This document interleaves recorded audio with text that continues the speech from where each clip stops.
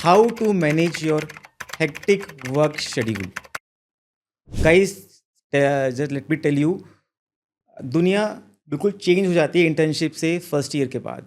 Internship में आपके पास इतना काम नहीं होता है, नई रिस्पॉन्सिबिलिटी होती है. ठीक है, maximum you are working for 12 hours, but in a first year residency you will be doing 24 hours, you will be doing 36 hours and sometime 48 hours.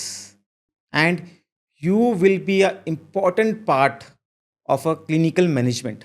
ठीक है, आप सारे पेशेंट अकेले मैनेज कर रहे होंगे. In some time they will 50 patient you will be managing alone, right? So how to manage that?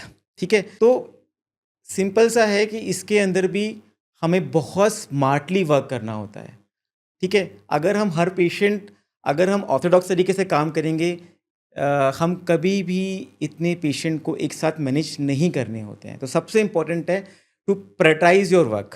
ठीक है, कि कौन सा काम सबसे अर्जेंट है, कौन सा काम सेमी अर्जेंट है और कौन सा काम रूटीन है. तो दिस को डिवाइड करना काम को बहुत इम्पॉर्टेंट है, right? And you should have a diary जहाँ पे आप सब कुछ नोट करोगे और वहाँ हर वर्क के सामने आप लिखोगे प्रायोरिटाइज करना कि ये सबसे जल्दी मुझे करना है, ये सबसे बाद में मुझे करना है, राइट? और इसके अंदर कुछ हैक्स होते हैं, लाइक फॉर एवरी वर्क आपको सब नहीं करना है. ठीक है, आपको अल्टीमेटली वो काम करके दिखाना है. तो आपको अपने नीचे जितनी भी स्टाफ आता है, for example interns will be there to help you and sometime they will be JRs, right?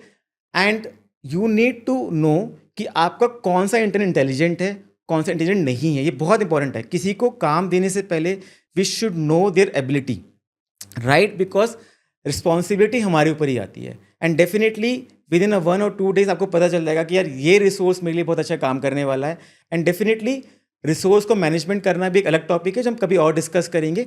But it is important कि जो काम हमारे ऊपर आया है सारा उसे हमें डिवाइड करना है, उसे नीचे को देना है. Third thing is that use of technology. ठीक है, आप काफ़ी काम जो है फ़ोन पे भी कर सकते हो. और इसके लिए मोस्ट इंपॉर्टेंट होता है कि SPOC ढूंढना, कि अगर मुझे एक एक्सरे करवाना है पेशेंट का, तो मुझे पता है कि रेडियो डायग्नोसिस में एक टेक्नीशियन है, एक क्लरिकल स्टाफ है which is good person and वो मेरा काम कर देता है. तो ऑब्वियसली वो एकदम काम नहीं करेगा. इनिशियल फ्यू डेज आपको पता चलेगा कि नहीं यार ये काम इस तरीके से भी किया जा सकता था, और ये बंदा है कि he seems to be a nice person and he seems to be genuine person. आपको ऐसे लोग आइडेंटिफाई करने पड़ेंगे डिपार्टमेंट में जाके, एंड वो ऑब्वियसली विद टाइम हो जाएगा. तो इट इज़ वेरी इंपॉर्टेंट कि आप ऐसे लोगों को आइडेंटिफाई करो. आप उनसे फ़ोन पे बात करके भी काम करा सकते हो. अगर आप फिजिकली रन करोगे you will get drained and वो एफिशिएंट भी नहीं होगा. It is very important to be very efficient. ठीक है, कोई यहाँ पे आपको प्राइस देने वाला नहीं है कि आपने 100 पेशेंट बहुत अच्छे से मैनेज कर लिए.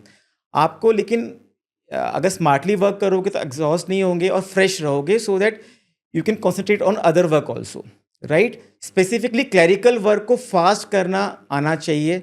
इसके लिए बहुत इंपॉर्टेंट है कि कुछ शॉर्टकट्स ढूंढना. वो शॉर्टकट्स हर कॉलेज में डिफरेंट होते हैं, राइट? एंड वेरी इंपॉर्टेंट, आज टेलीफोन पे कैसे काम करना है, फ़ोन पे कैसे मैनेज करना है. और ये भी बहुत इंपॉर्टेंट होता है कि जिसे हम ऑर्डर दे रहे हैं उसने किस तरीके से रिसीव करा,